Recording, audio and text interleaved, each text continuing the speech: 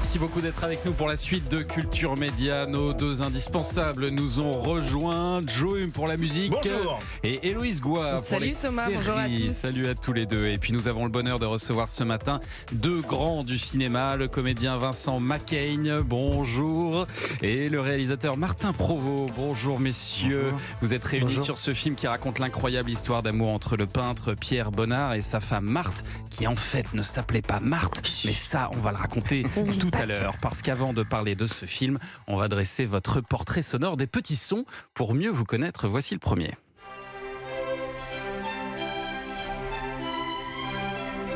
Alors à qui ça parle le plus ça ? À Martin. Mon premier, oui, mon Pierre et grand-père. Leloup. Pierre et Leloup, oui. C'est votre première expérience comme acteur face à la caméra de votre grand-père maternel. Vous Tout à aviez fait. 7 ans, c'est ça ? Oui, 7 ans, je jouais Pierre, oui. Il m'a donné une baffe monumentale pour que je pleure. Je crois que ça m'a marqué à jamais, c'est pour ça que je fais des films. J'ai pris ma revanche. Et c'est lui qui vous a transmis, votre grand-père, votre amour du cinéma ? Inconsciemment, oui, en tout peut le cas, dire oui, puisqu'on faisait tout. Ma grand-mère faisait les costumes. Enfin, c'était des expériences absolument extraordinaires. Et j'étais très, très, très petit, mais j'ai baigné là-dedans pendant quand même une bonne partie de mon enfance. Bon, et après Pierre et Leloup, est-ce que vous reconnaissez l'un ou l'autre ce générique ? Vous l'avez vous ou pas ? Oui. C'est pas C'est pour pas le trop. récent ça. Non, c'est pas récent. J'aime manger des petits chats. Vincent Macaigne. C'est Écran 2 ou un truc comme ça? Non, c'est quoi? Non, c'est Alf. Ah, Alf. Ah oui. Je mangerais bien c'est un vrai, petit chat. Ah ouais, Et d'accord. pourquoi je vous parle de Alf ? Je sais, ouais. Parce qu'on me dit que je ressemble à Alf. Je suis pas sûr que C'est ce soit hyper une- sympa. C'est un compliment. Mais c'est vous qui dites ça, non ? Non, D'où ça je crois sort, que ça ce date truc d'il y a très longtemps. J'avais des potes quand j'étais au conservatoire qui, je sais plus lequel, a découvert que j'ai ressemblé à Alf et C'est ça a très pris une sorte désagréable. d'ampleur. Et alors, Mais- mais vous avez des phrases assez étonnantes sur votre physique. Vous dites si demain je mets un bonnet, je parie que personne ne me remet, par exemple. Vous croyez vraiment ça ? Les verts. Vous n'êtes qu'une coiffure. Non, mais bon. Non, mais je pense que. Non, mais moi, on me confond souvent avec plein de gens. Ah oui Ça m'arrive. Mais oui, mais c'est bien. Et alors, vous savez que pour beaucoup de femmes, Pas mal, oui. vous savez que pour beaucoup de femmes, y compris une bonne partie des femmes de la rédaction de Culture Média, hein, vous êtes un sexe symbole, hein, Vincent Macaigne. Mais, bien sûr. C'est très gênant, là, quand même. Puis ça arrive tôt dans l'émission. C'est gênant. Je reconnais que j'en parle un petit peu vite, Oui. mais en même temps, elle me tanne depuis hier.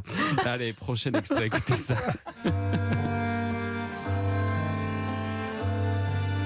Comment oublier ça?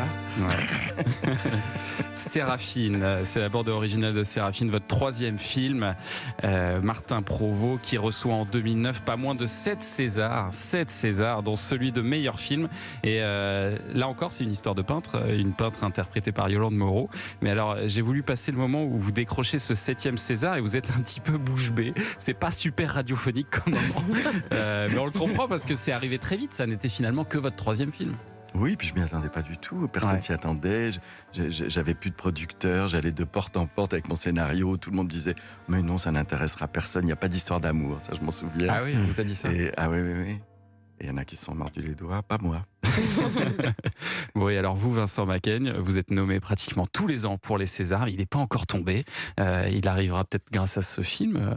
C'est possible, grâce à Bonnard. Pas dans les dates. Ouais, on n'a pas les bonnes Bon, dates. l'année ouais. prochaine, quoi. Non, c'est pas Ouais, possible, ça. Les films qui sortent généralement en janvier, comme ça.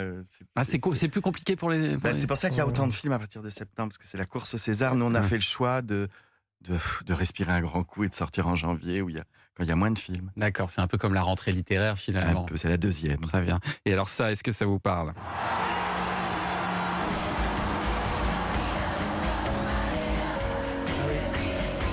Vous reconnaissez, Vincent ? Oui, bien sûr. Ouais, c'est la musique de la bataille de Solferino. Bataille de Solferino. De Justine Triet. Exactement, vous avez le rôle titre dans ce premier film de Justine Triet, La bataille de Solferino. On peut dire que vous avez eu le nez creux, l'un comme l'autre, de vous repérer.